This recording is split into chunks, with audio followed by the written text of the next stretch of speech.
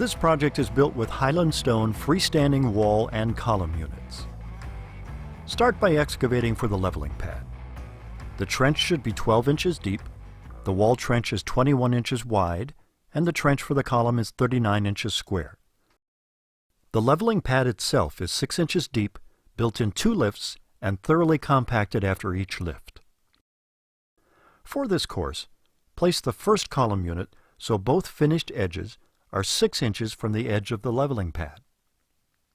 Level side to side and front to back.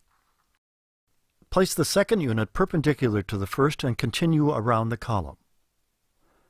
Cut or split a medium wall unit in half. Center one of the halves on the column and finish with wall units in a random pattern. Use the other half of the wall unit to begin the other side.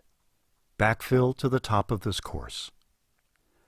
Build the next course with 2 split column units and 2 complete column units, with spaces in between to integrate the wall. If necessary, cut the face of the units for a snug fit. Round these and all newly split exposed ends with a hammer and chisel. Glue each piece. Follow the same procedures for each additional course of the project. Complete this project by gluing the top 2 courses of the wall, all column units, and the caps with concrete adhesive.